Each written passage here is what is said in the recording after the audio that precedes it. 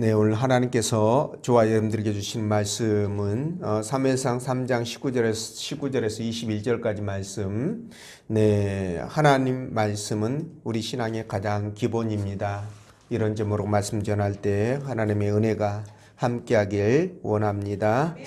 네. 자꾸의 세상 돌아가는 일들을 보면 정말 답답하고 너무 안타깝다 그런 생각이 듭니다. 여야 정치인들이 상생을 하면 너무 좋겠는데 생각들이 극과 극이어서 국민이나 나라의 앞날은 뭐 안중에도 없는 것 같은 그런 느낌이 들으니까 더 안타깝고 답답한데요. 말씀드린 것처럼 단군 이래로 우리나라는 지금 가장 풍요롭고 최고의 번영을 누리고 있다라고 그렇게 생각하셔도 맞습니다. 이런 것들을 이제 우리 자녀들에게 물려줘야 되는데 이것이 제대로 물려질 수 있을까라는 그런 우려감이 듭니다.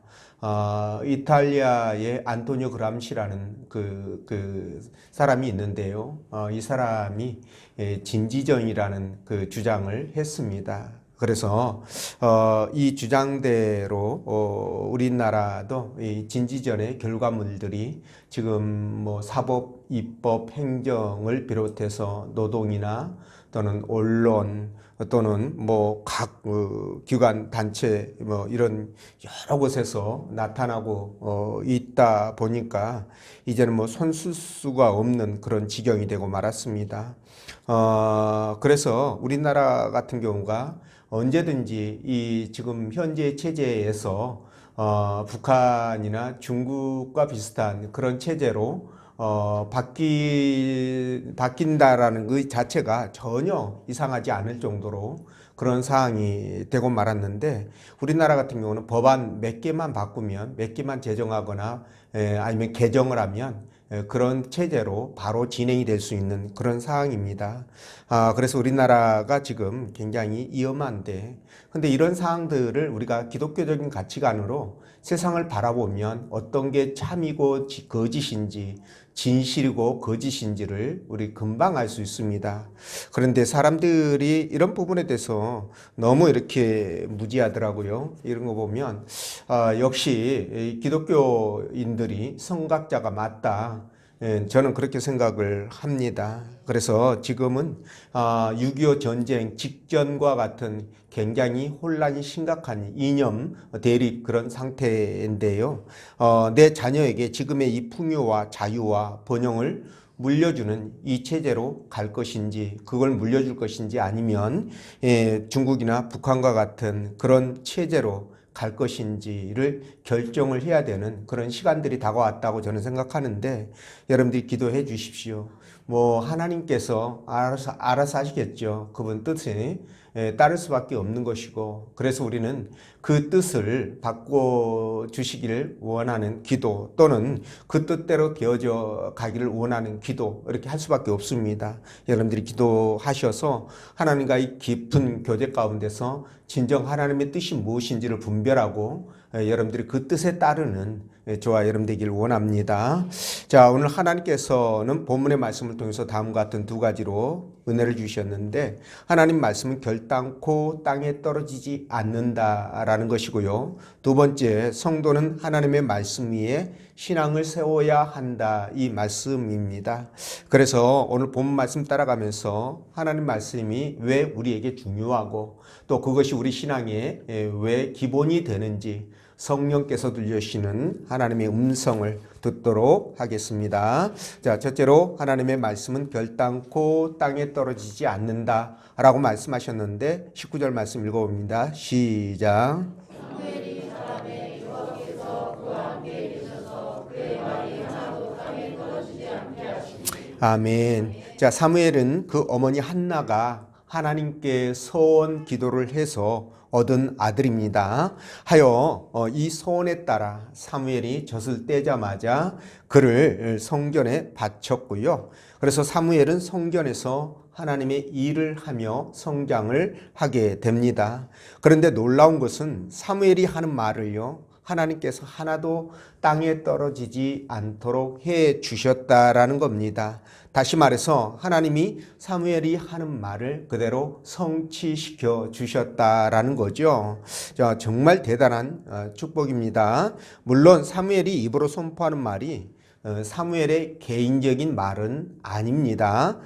전부 하나님의 뜻과 관련된 것으로서 하나님의 계시와 관련된 하나님의 계시에 근거한 그런 말씀이었다라는 것을 먼저 전제로 여러분들에게 말씀을 드립니다.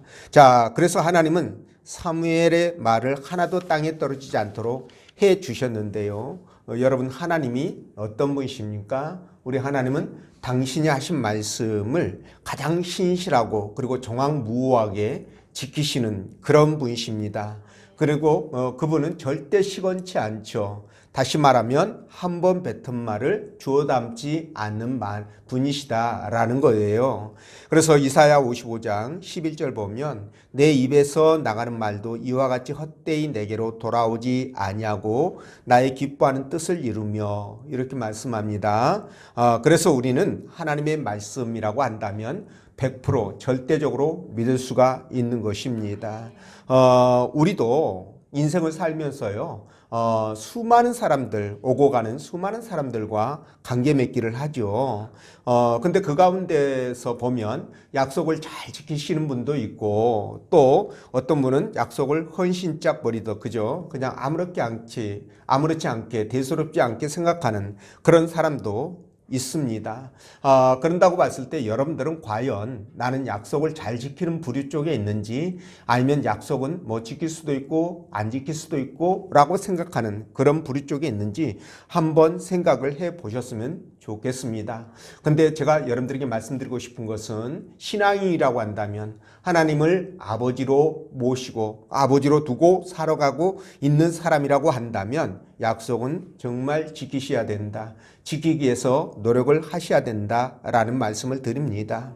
물론 피치 못할 사정이 있어서 지키지 못할 때가 있어요. 약속을 지키지 못하는 것은 내 의지로 어찌할 수 없는 그런 상황일 때 어떻게 지킬 수 없지 않습니까? 예를 들자면 모일에 사람을 만나기로 했는데 내가 비행기를 타고 가서 만나야 되는데 비행기가 갑자기 악천후로 비행기가 출발을 못한다면, 그죠? 약속을 어길 수밖에 없는 상황이 될 수밖에 없을 거예요.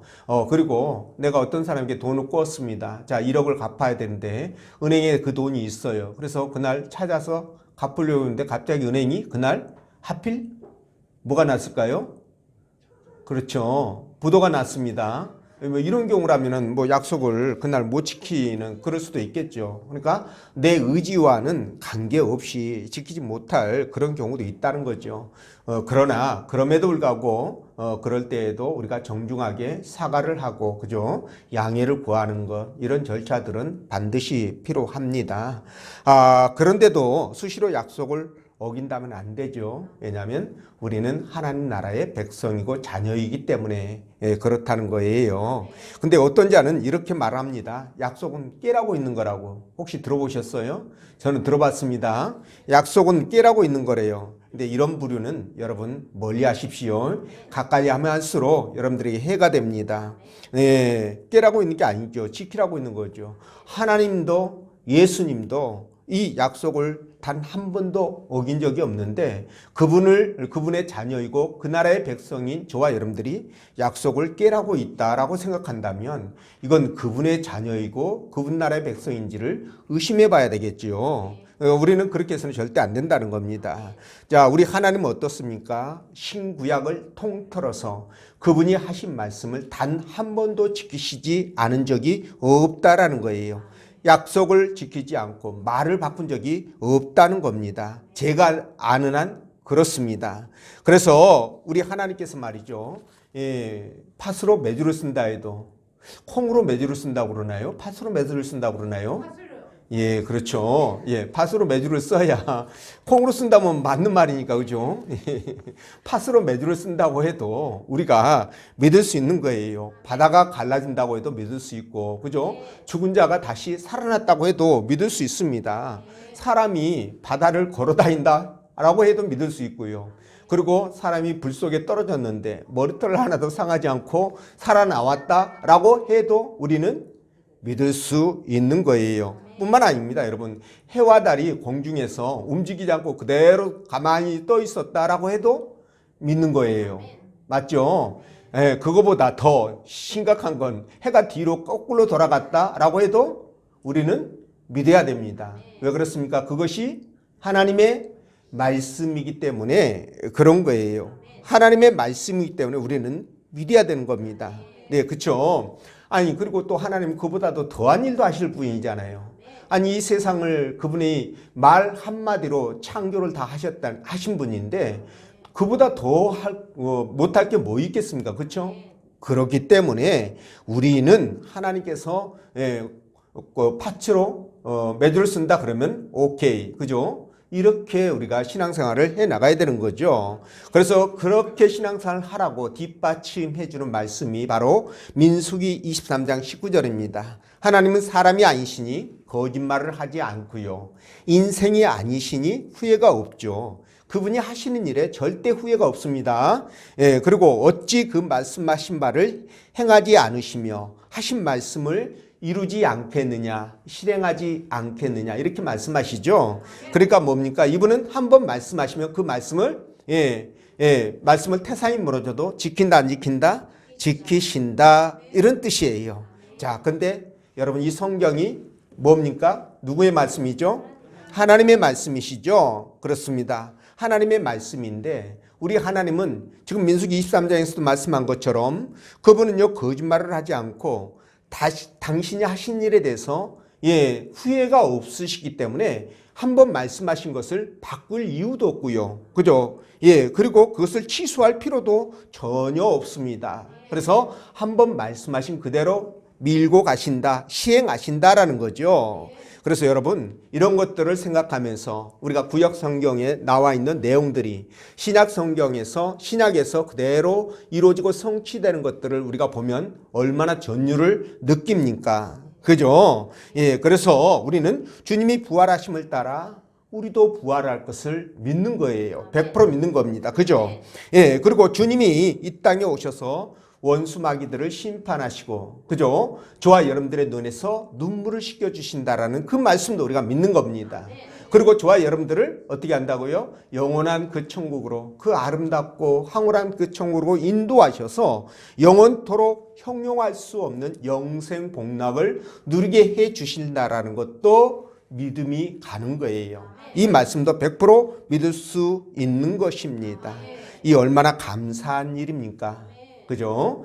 다시 말씀드리지만 하나님 말씀에 근거해서 선포되는 것은 그것이 하나님께서 하셨던, 예수님께서 하셨던, 사도들이 하셨던, 또는 목사가 했던, 그리고 여러분들이 하던 그 말씀은 믿으셔도 된다라는 말씀을 드립니다.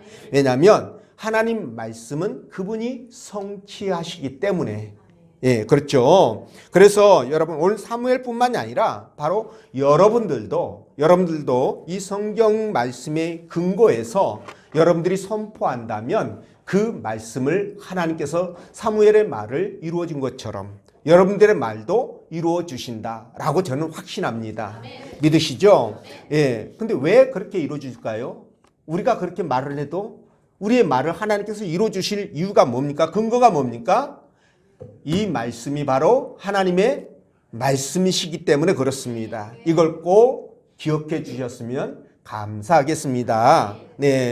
그래서 여러분 하나님의 말씀은 어제나 오늘이나 동일하시죠. 그리고 선포의 원리도 동일합니다. 그래서 사무엘이 선포를 하든 여러분들이 선포를 하든 반드시 하나님은 이 말씀에 근거했다라고 한다면 이루어 주신다라는 것 꼭 여러분들이 기억해 주시길 바랍니다. 자, 시편 41편 9절 말씀을 보면요. 나의 신뢰하는 바 내 먹던 나의 가까운 친구도 나를 대적하여 그 발꿈치를 들었나이다. 자, 여러분들 이 말씀 보면 뭔 말인지 잘 모르겠죠. 그냥 이렇게 그 다이시 그냥 지나가는 말로 읊조리는 그런 정도의 말쯤으로 우리에게 들려집니다. 그런데 말이죠. 이렇게 그냥 그 소소한 것 같은 이런 말씀 한마디도요, 이게 그냥 말씀이 이루어진 게 없어요. 성경은요. 자, 이 말씀을 바로 사도들이 사도행전 1장 16절에서 이렇게 받습니다. 형제들아, 성령이 다윗의 입을 통하여 예수 잡는 자들의 길잡이가 된 유다를 가리켜 미리 말씀하신 성경이 응하였으니 마땅하도다. 아까 다윗이 말했던 그 읍조린 듯한 별 가치도 없는 것 같은 그런 말이 바로 가룟 유다가 예수님을 팔 것이라는 말을 했다라는 거예요. 이해가 되십니까? 그러니까 이렇게 성경은 정말 기가 막히게 연결이 되기 때문에 마치 톱니바퀴처럼 맞물려 굴러가기 때문에 우리가 이 말씀 하나도 우리가 그냥 허투루 듣거나 잊어버리거나 무시하거나 그럴 수 있는 부분이 아니라는 거예요. 그래서 우리 예수님도 요한복음 13장 18절에서 뭐라고 말씀하시냐면 이게 바로 가룟 유다의 그 배신을 언급한 것이라고 그렇게 표현하고 있어요. 예수님까지. 자, 그렇기 때문에 여러분 우리는요, 이렇게 성경 속에 있는 작은 하나님의 말씀까지도 성취된다라는 것을 생각할 때 우리는 말이죠, 이 말씀이 그대로 이루어진다라고 100% 믿으셔야 된다는 겁니다. 믿으셔야 됩니다, 여러분. 예, 그렇게 믿을 때 여러분들의 믿음이 성장하고 그 믿음이 여러분들 안에서 이루어지게 되는 거예요. 예, 믿음은 여러분, 기적은요, 여러분들이 믿는 만큼 이루어지는 겁니다. 예, 믿음이 적은 자들아 또는 믿음이 없는 자들아, 그렇게 주님께서 책망하시지 않습니까? 그렇죠? 예, 그래서 여러분들이 바라고 원하는 것들이 있다고 한다면, 여러분들이 진정 기적을 원하신다면 여러분들의 믿음의 분량을 키우셔라, 이 말씀을 드리는 겁니다. 이해가 되시죠? 자, 그래서 이런 각도에서 제가 말씀을 드리는데, 여러분 목사의 입을 통해서 선포되는 설교 또한 반드시 성취될 것으로 여러분들이 믿으셔야 돼요. 왜냐하면 목사의 설교는 픽션이 아니잖아요. 성경의 근거에서, 하나님의 계시의 집합체인 이 성경의 근거에서 선포되기 때문에 여러분들이 이걸 믿으시라, 이 말씀을 드립니다. 물론 목사의 말이 곧 하나님의 말씀은 아니에요. 아닙니다. 그러나 목사의 설교가 성경에 근거한 그런 말씀이라고 한다면 여러분 그 말씀을 성취될 것으로 하나님의 말씀으로 받고 그 말씀이 우리를 통해서, 나를 통해서 성취될 것이다 라고 그렇게 믿어도 된다는 거죠. 네, 그래서 목회자의 설교는요, 말씀을 근거로 해서 선포돼야 되고 말씀이 주를 이루어야 됩니다. 예, 그래서 뭐 허투루 그냥 세상 돌아가는 얘기, 그냥 유머스러운 그런 얘기, 이렇게 어디 먹으러 다니고 놀러 다니고 이런 얘기하면 안 되겠죠, 그렇죠? 네, 시간이 아깝죠. 예, 그렇습니다. 그래서 성경의 말씀의 기초에서 우리가 말씀을 증거하고 또 그 말씀을 받는 사람 입장에서는 그것이 하나님의 말씀의 성취로 여러분들이 받아들인다고 한다면 여러분들은 절대 흔들리지 않는 믿음에 서게 될 것입니다. 그리고 또 내 교회, 또 내 목자, 내 형제 라는 소속감을 가지고 교회 공동체를 세워갈 수가 있습니다. 여러분들 말씀이 하나님의 말씀으로 들리지 않으면 절대 이런 소속감이 생기지 않아요. 네, 그래서 신앙이 성장하지 않는다는 거죠. 그래서 반드시 여러분들이 그렇게 신앙생활을 하시라는 부탁을 드리고요. 그렇게 되시기를 주의 이름으로 축원드립니다. 자, 두 번째는 성도는 하나님 말씀 위에 신앙을 세워야 된다, 이 말씀인데 21절 말씀 함께 읽어봅니다. 시작. 여호와께서 실로에서 다시 나타나시되 여호와께서 실로에서 여호와의 말씀으로 사무엘에게 자기를 나타내십니다. 아멘. 자, 여러분 하나님의 언약궤, 법궤가 말이죠. 그 법궤가 있는 이 성막이 요단강을 건너서 제일 먼저 가나안 땅에 진을 친 곳이 바로 길갈입니다. 길갈에다 베이스 캠프를 치고 거기에다가 성막을 세우게 되죠. 그리고 정복 전쟁이 끝나고 나서 그게 어디로 옮겨지느냐? 실로로 옮겨져서 거기에서 이제 사사 시대를 이제 지나게 됩니다.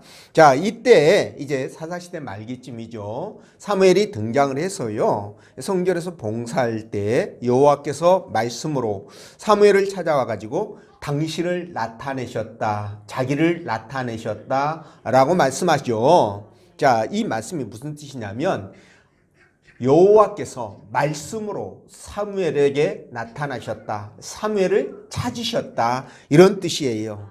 예. 근데 이 말씀은 좀 생소할 수가 있어요. 이스라엘 백성들에게. 왜냐하면 이스라엘 백성들은 하나님을 말이죠. 하나님을 직접 이렇게 대면하고 하나님과 이렇게 교제와 교통하는 것으로 그렇게 알았거든요. 왜냐하면 출애굽기 25장 22절 보면 이렇게 말씀이 기록되어 있어요. 거기서 내가 너와 만나고, 거기라는 것은 바로 언약궤, 법궤를 얘기합니다. 법궤 위에 속죄소, 이 속죄소가 속죄소 이 곧 증거궤 이에 있는 이 속죄소는 이제 성막을 얘기하죠. 성막에 법궤 있는 데를 얘기하는데요. 곧 그 증거궤 이에 있는 두 그룹 사이에서 내가 이스라엘 자손을 위하여 내게 명령한 모든 일을 내게 이르리라, 이렇게 말씀하셔요. 그리고 거기에서 내가 너를 만나리라, 이렇게도 말씀하셨습니다. 자, 이런 말씀들을 입각해서 이스라엘 백성들은 하나님은 성전의 법궤에 가면 거기서 만나고 거기서 하나님 앞에 말씀을 듣고 그렇게 생각을 하고 있었어요. 예, 그런 그들의 생각을 확고하게 만들어준 계기가 뭐냐면, 여러분 요단강을 이스라엘 백성들이 건널 때, 가나안 땅으로 들어가면 요단강을 건너야 되잖아요. 그걸 건널 때 여러분 그 제사장들이 맨 앞에서 뭘 메고 들어갔습니까? 물속으로 법궤를 메고 들어갔죠. 예, 그때 당시는 이제 이 요단강이 범람한 시기예요.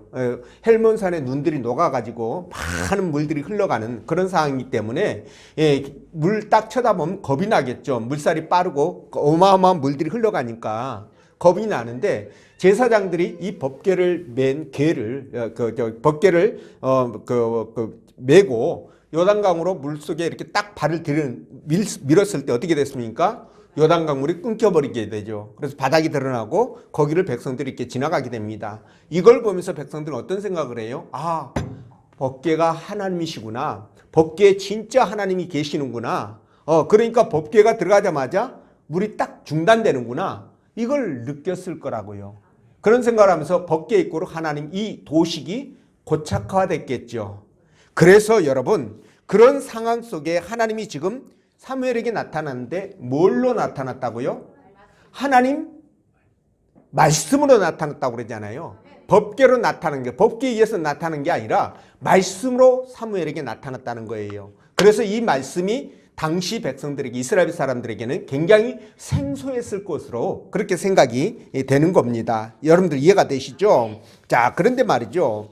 이렇게 하나님이 이제 보이지 않는 형태로 말씀으로 지금 나타나게 되었는데, 여러분 이 전까지만 해도 이스라엘 백성들이 법궤에 계신 하나님만 생각했다고 그랬죠. 하나님을 법궤로 고정시켜 놨어요. 무슨 말인지 아시죠?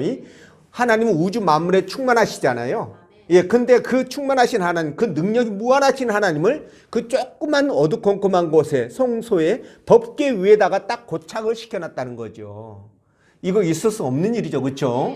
근데 어쨌든 그렇게 해놨어요. 자, 어쨌든 이들은 그 성막에 있는 법궤만 보면 어떻게 했을까요? 마음이 얼마나 든든하고 안심이 되었겠습니까? 그죠? 무슨 일이 있어도 안심이 되었을 거예요. 심지어 대적들이 쳐들어와도 전혀 걱정할 필요가 없는 거죠. 왜냐하면 뭐가 지켜주니까?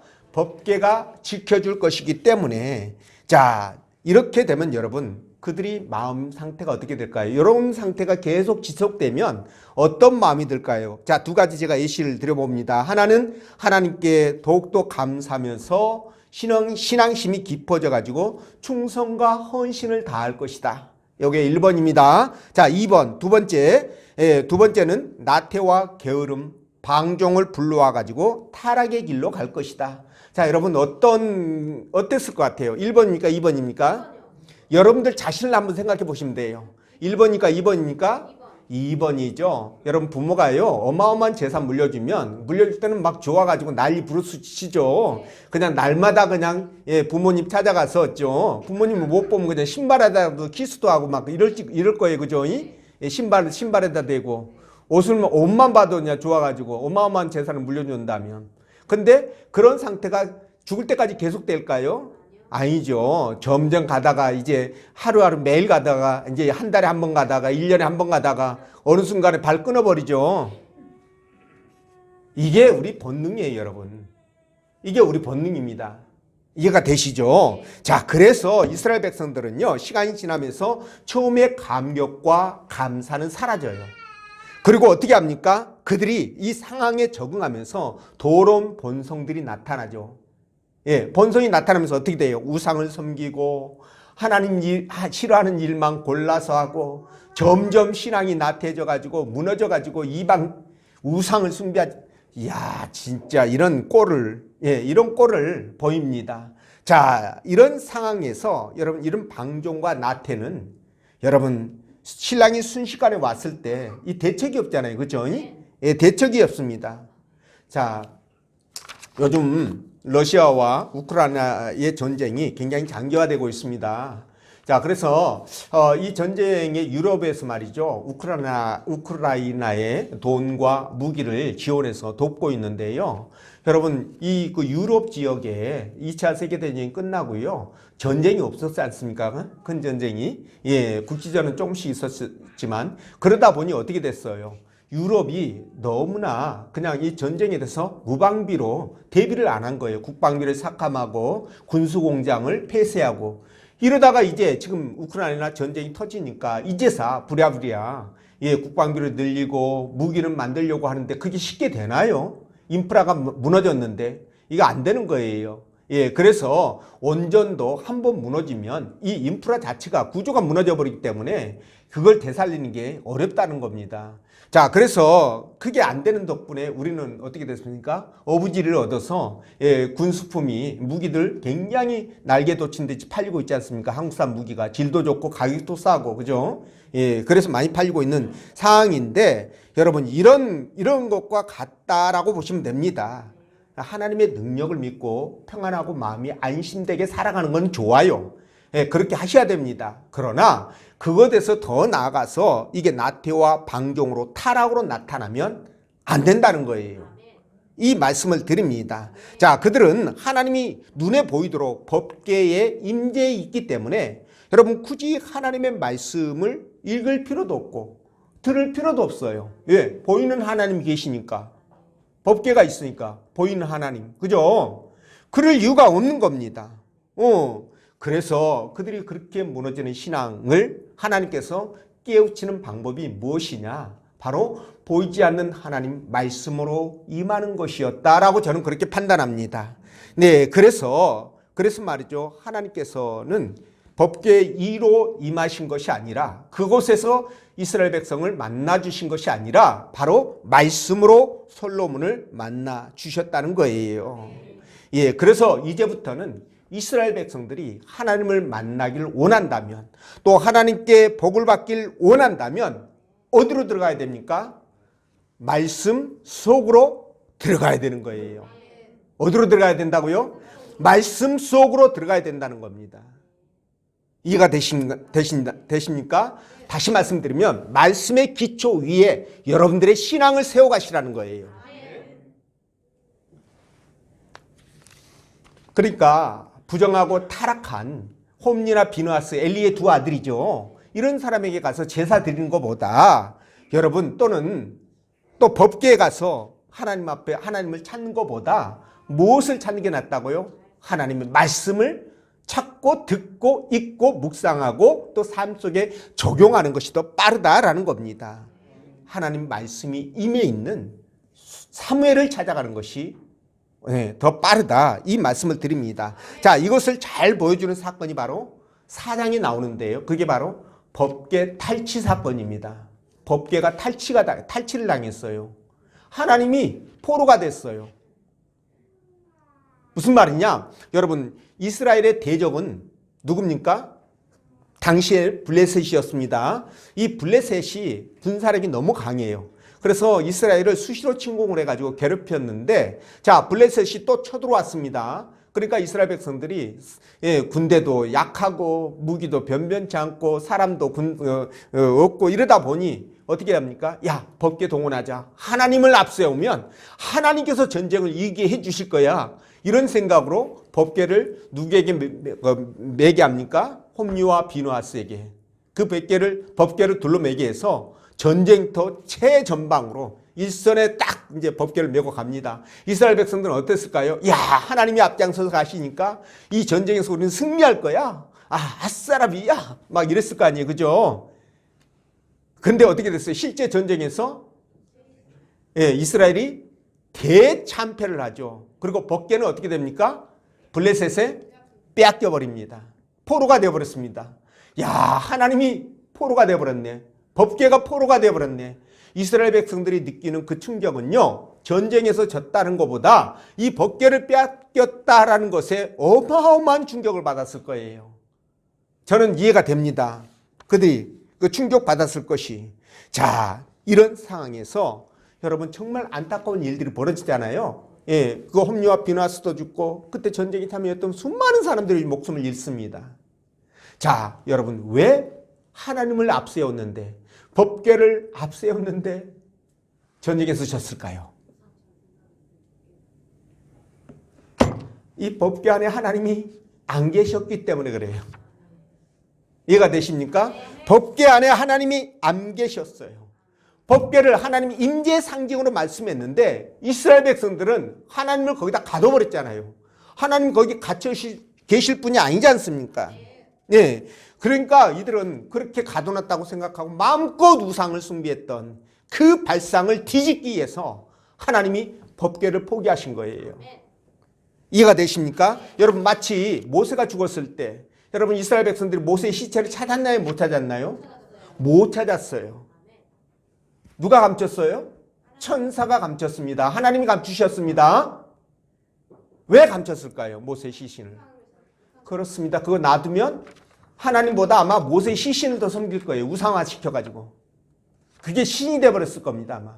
그리고 이 법궤가 여러분 이스라엘 백성들이 법궤를 계속 이렇게 모셨을 거 아니에요. 성막에다가. 근데 이 법궤가 언제 사라졌느냐. 여러분 주전 586년 바벨론의 3차 공격 때 이스라엘이 멸망하면서 예루살렘이 멸망당하면서 그때 법궤가 사라져요. 근데 이 법궤가 바벨론으로 가버렸는지 하늘로 솟았는지 땅으로 꺼졌는지 그 이후로 그 이 법궤를 본 사람이 다 아무도 없어요. 어떤 기록도 나오질 않아요. 이 법궤에 대해서. 누가 감췄을까요? 하나님이 감추신 거예요. 왜 감췄을까요? 그렇습니다. 이 법궤 놔두면 우상이 돼요. 우상이 돼. 하나님보다 법궤를 더 섬길 거예요. 말씀을 믿고 말씀을 따라야 되는데 아니 법궤를 따른다? 이게 말이 됩니까? 뿐만 아닙니다. 여러분 예루살렘 성전이 여러분 주후 70년에 로마의 티토스 장군에 의해서 돌 위에 돌 하나도 남지 않고 완벽하게 무너집니다. 여러분 하나님께서 왜 이 성전을 무너뜨렸을까요? 이 성전 놔두면 이스라엘 백성들이 어떻게 될까요? 유대인들이 그렇지 않아도 저 코가 신 유대인들이 예수님을 믿지 않고 뭘 믿을까요? 성전을. 그죠? 성전이 우상이 되어버린 거예요. 성전이 우상이 됐다는 증거가 뭡니까? 그들이 하나님을 제사하고 하나님을 섬기는 일에 그들이 등한시했지 않습니까? 성전을 우선시해가지고 성전 안에서 그냥 그들이 얻을 수 있는 그 이익들을 취해가면서, 그죠? 그 미쳐 날뛰었던 거 아니에요. 그러니 하나님께서 그 성전을 놔두면 될까요? 안 될까요? 안 되죠. 당연히 없애는 게 맞습니다. 없애야 말씀을 통해서 하나님을 만날 거 아니겠어요? 이것 때문에 없앤 거예요. 자, 그런다고 봤을 때 여러분, 저와 여러분들이 어떻게 해야 됩니까? 하나님을 섬길 때 이 말씀을 금과 옥조처럼 섬겨야 됩니다. 여러분, 우리가 어디에서 하나님을 만날 수 있습니까? 말씀에서 만날 수 있어요. 왜? 하나님이 말씀이시기 때문에. 그래서 요한복음 1장 1절 보면 뭐라고 얘기합니까? 태초에, 우리 함께 읽어봅니다. 시작. 태초에 말씀이 계시니라. 이 말씀이 하나님과 함께 계셨으니 이 말씀은 곧 하나님이시라. 자, 이 말씀이 뭐라고요? 하나님. 이 말씀이 하나님. 아멘이시죠? 근데 어떤 분들은 하나님이라고 그러니까 하나님을 우리가 어떻게 이걸 감히 함부로 그래가지고 막 그냥 그 마음은 좋아요. 마음은 좋은데 그래서 여기 뭐 어디 가면 성경을 여러분 그 기도원에 같은 데 가면 비계가 없는 경우도 있잖아요. 거의 없습니다, 비계. 그럼 어떻게 합니까? 저는 이걸로 비계합니다, 성경으로. 어떤 분은 야, 어떻게 성경을 비계로 할 수 있느냐? 이거 이렇게 이제 얘기하시는 분이 있어요. 그 마음 제가 이해 못하는 바 아닙니다. 그 말을 난 틀렸어, 잘못됐어 이렇게 하고 싶지는 않아요. 뭐 성경을 귀중하게 생각하고 소중하게 생각하는 그 마음은 이해하니까. 그러나 이것을 조금 더 발전시켜 가지고 우상화시켜 버리면 절대 안 된다는 거예요. 그래서 저는 성경 빕니다. 대개로 사용합니다. 우리가 이 말씀을 읽고 이 말씀에서 은혜를 느끼고 하나님을 만나고 하나님과 좀 더 가까워지면서 신앙이 성장하는 계기가 된다면 그걸로 족한 거예요. 그 용도입니다, 이거. 그죠? 예, 이게 우상이 되버리면 성전처럼 무너져야죠. 그죠? 예, 성전처럼 무너져야 됩니다. 그래서 저와 여러분들은요, 이 말씀을 주축들 삼아가지고 여기에다가 우리의 신앙의 뿌리를 세워야 됩니다. 만약 이 말씀의 이에다가 우리 신앙을 세우지 않으면 여러분 어떻게 될까요? 우리는 모래 위에 짓는 집과 같다. 예수님이 하신 말씀입니다. 모래 위에 짓는 집과 같아요. 그래서 바람이 불거나 창수가 나면, 그렇죠? 홍수가 나면 이 집은 순식간에 무너져 버리는 거죠. 신앙생활 하다가 어려움이 오거나, 그죠? 시험이 들거나, 그러면, 아이고, 내가 교회 다녀줬더니 뭐 어쩌고 이러면서, 뭐 또는 이 교회 아니면 뭐 교회 갈 곳이 없는 줄 알아? 이러면서, 그죠? 그 다음은 얘기 안 할게요. 그래서 여러분, 굉장히 신앙에서는 말씀의 기초 위에 우리 신앙을 세우는 게 정말 중요해요. 그래야 여러분 어떤 시련이 와도, 고난이 와도 이길 수 있습니다. 예, 옆에서 누가 죽어가도 그것을 극복할 수 있는 힘이 생겨요, 여러분. 그래서 우리가 어떤 그 은사나 이런 거 있잖아요, 그렇죠? 은사 같은 데다가 신앙의 기초를 세우면 절대 안 됩니다. 이 은사는 꽃이에요, 열매가 아닙니다. 예, 거기다 세우면 안 되고, 또 우리 감정에다 세워도 안 돼요. 내 경험에다 세워도 안 되고, 어디에다 세워야 된다? 말씀에다 세워야 된다라는 겁니다. 그러니까 여러분들은 말씀을 더 사모하시고 묵상하시라는 거예요. 그러면 여러분들께 주시는 하나님의 음성이 있을 겁니다. 그러면 그 음성을 여러분들이 붙드셔야 돼요. 그리고 그것을 내 삶 속에 실천해 나갈 수 있도록 하셔야 됩니다. 이 과정이 여러분 정상적인 신앙의 과정이에요. 신앙의 과정입니다. 근데 이런 경우 있어요. 내가 말씀을 읽었는데, 이 말씀에서 딱 이렇게 내 마음에 이렇게 딱 다가오는 말씀이 있어요. 가슴을 치는 말씀이 있습니다. 근데 이게 내가 조금 지키기가 어렵네. 네 십자가를 지고 나를 따르라. 말씀 너무 좋아. 내 십자가를 지고 따르래. 큰일 났네, 이거. 네 부모 형제보다 나를 더 사랑하라고. 그렇게 얘기를 하네. 자식보다도 하나님을 사랑한다. 이게 말이 돼? 내 자식이 얼마나 이쁜데. 이건 못 지켜. 제껴놓고. 형제를도, 형제를도 이렇게 사랑해라. 이거는 좀 할 수 있을 것 같아. 근데 그게 더 어렵습니다. 어떻게 보면. 예. 근데 언뜻 보면 쉬운 것 같아. 이건 할 수 있을 것 같아. 사랑해야지. 사랑해요, 집사님. 사랑해요, 권사님. 이러면 안 된다는 거예요, 여러분. 이해가 되시죠? 이러면 안 됩니다, 여러분. 그래서 우리는 말씀이, 내가 지킬 수 없는 말씀이 나를 파고 들어오면 그때 어떻게 해야 돼요? 그 말씀 붙드시고요. 기도하셔야 돼요. 기도하시면서 하나님 앞에 이 말씀을 따를 수 있는, 이 말씀을 행할 수 있는 힘을 주고 능력을 달라고 기도하시면 하나님께서 어떻게 하실까요? 그 말씀 지킬 수 있도록 힘을 주십니다. 은혜를 주셔요. 그러면 이 말씀이 전혀 부담이 되지 않게 나에게 다가와요. 부담이 안 됩니다, 여러분. 그냥 내 의지로 딱 깡으로 보니까 이게 부담이 되죠. 은혜가 충만하면 절대 부담 안 됩니다. 신앙생활도 그래요. 여러분들이 예배 드리고 그 교회 나와서 이렇게 공동체 안에서 생활하는 거 때로는 힘들어요, 그죠? 집에 가만히 있으면 추운 날 따뜻한 방에서 그죠? 가만히 있으면은 뭐 텔레비전이나 뭐 유튜브나 보면서 아니면 어떤 뭐 다른 취미 활동을 하면서 이렇게 있으면 얼마나 편하고 좋아요. 교회 가면 시간 버려. 예, 기름때 그죠? 돈 들여. 그리고 불편하잖아요. 예? 그럴 때 여러분 그럴 때 말이죠. 어떻게 합니까? 그럴 때 여러분들의 의지가 강하면 예, 내 몸이 시키는 대로 따라갈 수밖에 없습니다. 그러나 여러분 내 마음속에 은혜가 충만하고 성령이 충만하면 여러분 그거 이깁니다. 그게 아무것도 아니에요. 아니 어떤 사람은 은혜가 충만한 사람은 여러분 교회 가는 게 진짜 막 기다려지고 그죠? 왜 이렇게 시간이 안 가나? 얼른 교회 가고 싶네. 얼른 예배 드리고 싶네. 여러분 그런 경험 있어요 없어요? 있죠? 예, 저는 있었어요. 예, 저는 있었습니다. 진짜 있었습니다. 예, 그런 사람도 있는데 반대로 교회 가기 싫어가지고 교회 오는 날짜만 오면 그냥 몸이 뒤틀고 꼴고 이번 주에는 어떤 핑계를 대고 교회를 안 나갈까? 목사님이 또 교회 안 오면 또 이렇게 눈치 줄 텐데 어떤 핑계를 댈까? 한번 만들어보자. 뭐 이러면서 머리 쓰고 그 머리 딴 데 쓰십시오. 그런 분도 있는데 그렇게 되면 신앙생활이 이게 얼마나 고통이 되겠습니까? 얼마나 부담이 되고 힘들어요. 그럼 신앙생활 하지 말아야죠. 그 정도 되면 그냥 세상으로 가야죠. 어떻게 신앙생활 합니까? 그렇게 힘들어서. 예, 80kg짜리 쌀 한 가마니 등에다 지고 골고다 길을 올라가는 것처럼 그런 감정이 된다면 정말 힘들고 고통스러운 거예요. 그래서 여러분들이 진짜 은혜 충만하게 이런 말씀들을 붙들고 딱 나에게 다가오면 기도하시면서 하나님 앞에 도움을 구하시면 여러분 반드시 승리합니다. 예, 그렇게 해서 온전한 믿음 세워가시기를 주의 이름으로 축원드립니다. 기도합니다.